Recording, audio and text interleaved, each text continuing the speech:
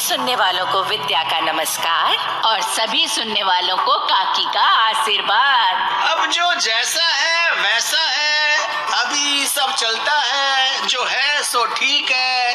अभी हमें क्या पड़ी है, छोड़ो, जिनका काम होगा वो देखेंगे। हम तो अरे अरे अरे, तू क्या बोले जा रहा है रे चंदू? किसी के कुछ पल्ले ना पड़ रहा है। क्यों विद्या बेटी, तू कुछ समझी? पूरी तरह तो नहीं समझी काकी, पर एक बात है, चंदू ने जो जो वाक्य बोले उनमें एक समानता तो है। कैसी समानता है विद्या बेटी? समानता है भाव की, और वो भाव है कि कोई जिए या मरे अपने राम क्या करें। क्यों चंदू?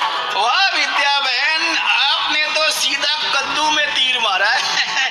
यही मतलब था मेरा, जो होता है सो होने दो, अपने को तो सोने दो। अरे तुम दोनों के ये मुहावरे मेरे लिए तो पहेलियां सी बन रहे हैं और बढ़ाए जा रहे हैं, क्या कहते हैं वो, प्रेशर कुकर। क्या मतलब काकी? विद्या बहन, काकी ने एक प्रेशर कुकर बोलना सीख लिया तो अब उसे ही चेप देती हैं जहाँ भी कहीं प्रेशर की बात हो। अरे काकी, वो ब्लड प्रेशर होता है जो तुम्हारा बढ़ रहा है। हाँ, वही। तो सुनो काकी, मेरी बातों में जो मतलब छिपा है वो ये है कि जब हम घर में, मोहल्ले में या कहीं बाहर किसी स्थान में, बस या ट्रेन में या फिर बच्चों के स्कूल में अपने आंख कान बंद कर लेते हैं और सोचते हैं जो चल रहा है सो ठीक है। वाह चंदू, तुमने तो आज बड़े गजब तरीके से अपनी बात समझाई। भाई, जब हम शिकायत नहीं करेंगे तो सुधार कैसे होगा, समाधान कैसे मिलेगा? और यही बात लागू होती है हमारे इलाके के सरकारी स्कूल के बारे में। हाँ विद्या बहन, अब तुम बात को पूरी की पूरी समझ गई हो। अच्छा, तो ये चंदू जो कथा बांच रहा था उसका निचोड़ ये निकला। हाँ काकी, तुम्हें नींबू पानी पीने की ऐसी आदत है कि बात को भी नींबू की तरह निचोड़ देती हो। संभल कर बैठा रहे, ज्यादा निचोड़ने विचोड़ने की बात मत कर, कहीं मैं नींबू पानी की जगह चंदू पानी ही ना बना दूं। ठीक है काकी।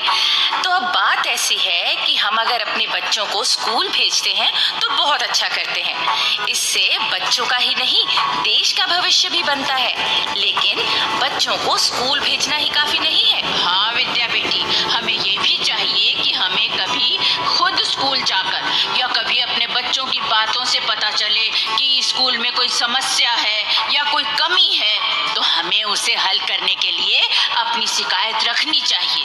हाँ काकी, आजकल हम जन पहल में इस बात का खास तौर पर जिक्र कर रहे हैं।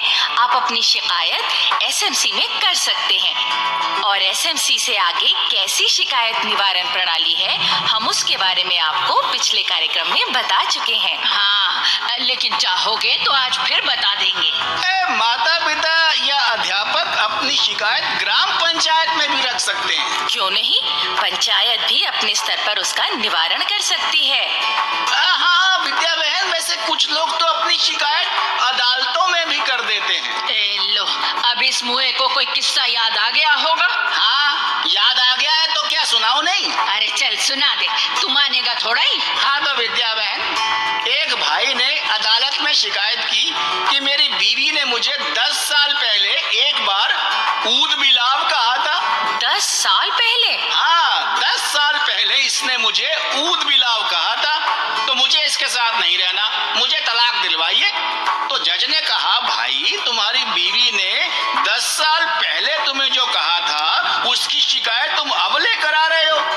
तो वो क्या बोला? वो बोला, जी मैं क्या करता, मैंने तो कल जब अखबार में ऊद बिलाव की फोटो देखी तब मुझे पता लगा कि वो कैसा होता है। अच्छा, तो भाई अब ऐसा है कि हमने अभी स्कूल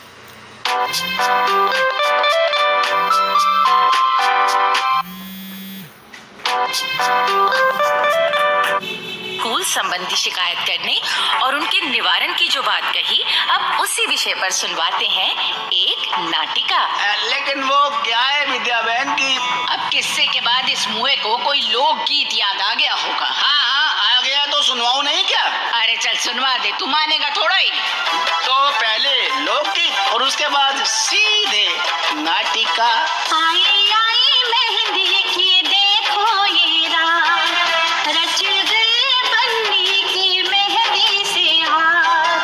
आई आई मेहंदी की देखो ये रात, रच गए बन्नी की मेहंदी से हाथ।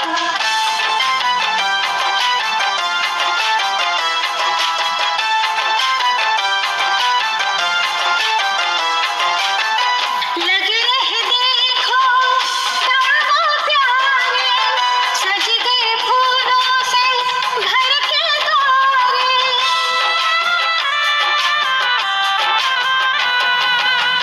लग रहे देखो तारों प्यारे, सज गए फूलों से घर के द्वारे।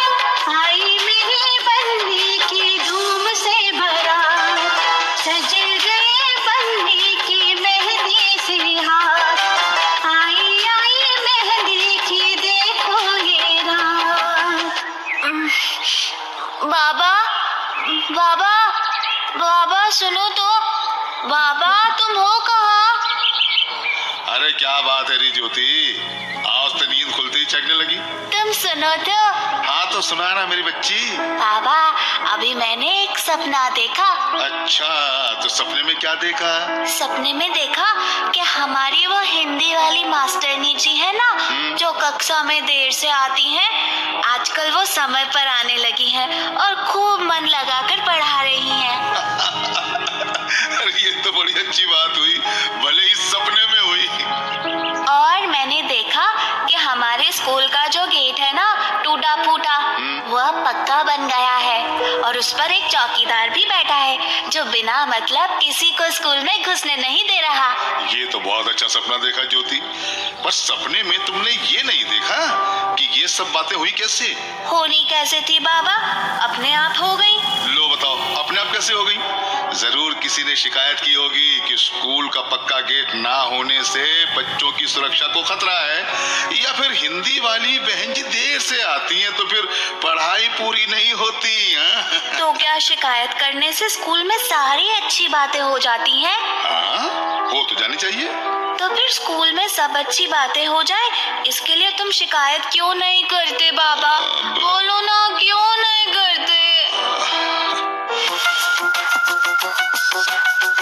अपनी बेटी ज्योति के इस सवाल का जवाब भगत राम तब नहीं दे सका, लेकिन ये सवाल देर तक उसके दिमाग में गूंजता रहा और फिर इसी बारे में बात करने वो रिटायर्ड स्कूल मास्टर मेवालाल जी के पास पहुंचा।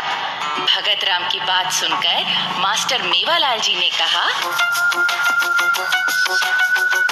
तुम्हारी बेटी ने सही सवाल पूछा है भगत राम। जी। अपने बच्चों की बेहतर पढ़ाई लिखाई के लिए और उन्हें स्कूल में सुविधाएं दिलाने के लिए तुम्हें सोचना चाहिए। सोचना चाहिए मतलब ये कि स्कूल में कोई समस्या या कमी दिखाई दे तो उसकी शिकायत करनी ही चाहिए, इसमें झिझकना नहीं चाहिए। हाँ, लेकिन मास्टर साहब को ये ना कहे कि ये तो शिकायत के बहाने लड़ने ही आ गया।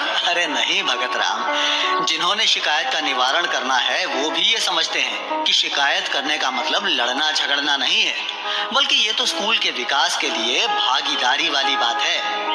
हमारे बच्चों को शिक्षा का अधिकार दिया गया है तो हमें शिक्षा के विकास के लिए शिकायत करने का भी अधिकार है, जिसका इस्तेमाल हमें करना चाहिए। तो शिकायत क्या एसएमसी में करनी चाहिए? हाँ, एसएमसी में ही करनी चाहिए।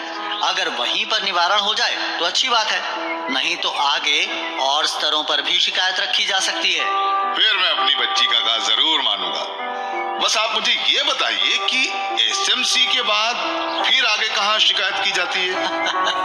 हाँ हाँ बता देता हूँ, तुम पहले चाय तो पी लो। और हाँ, इतना याद रखो कि शिकायत करने वाले को निराश होने की जरूरत नहीं है। आजकल स्कूल संबंधी शिकायतों का निवारण हर स्तर पर बहुत जल्दी कर दिया जाता है। जी मास्टर जी। लो चाय पियो। अच्छी, शुक्रिया।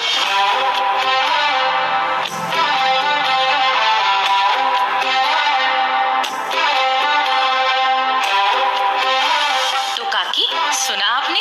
स्कूल संबंधी शिकायत करना माता पिता, अभिभावकों और यहाँ तक कि बच्चों का भी अधिकार है। हाँ विद्या बेटी, अधिकार वाली बात है तभी तो शिकायत की सुनवाई भी होती है और तुरंत उसका निपटारा भी होता है। अच्छा विद्या बहन, वो मास्टर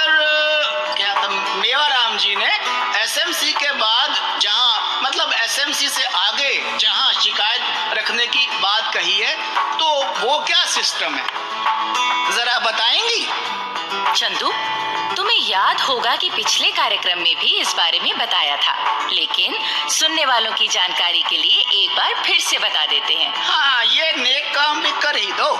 देखो, सबसे पहले तो हम ये शिकायत रखते हैं एसएमसी के सामने, और अगर प्रयास के बावजूद एसएमसी के स्तर पर मुद्दा नहीं सुलझता है तो शिकायत को स्थानीय प्राधिकारी यानी ग्राम शिक्षा समिति के सामने रख सकते हैं। और अगर वहाँ पर भी मामला ना सुलझे तो हम शिकायत लेकर जा सकते हैं ब्लॉक स्तर पर खंड शिक्षा अधिकारी के पास। अरे वाह काकी, आपको तो सब याद है।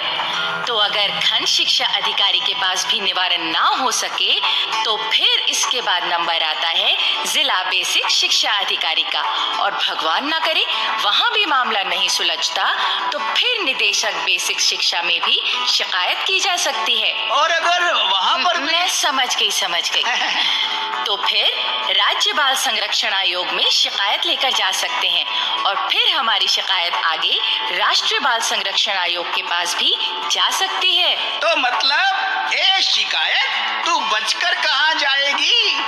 कहीं ना कहीं पर तो तुझे सुलझना ही होगा। तो भाई, आपने आज की नाटिका सुनी, उसमें भगत राम ने तो अपनी बच्ची के सपनों को सच करने का फैसला कर लिया।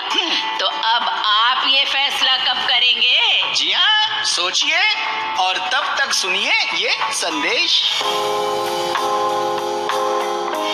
मेरा नाम पंकज है। मैं मलिहाबाद लखनऊ का रहने वाला हूँ। मैं जन पहल कार्यक्रम हमेशा सुनता हूँ।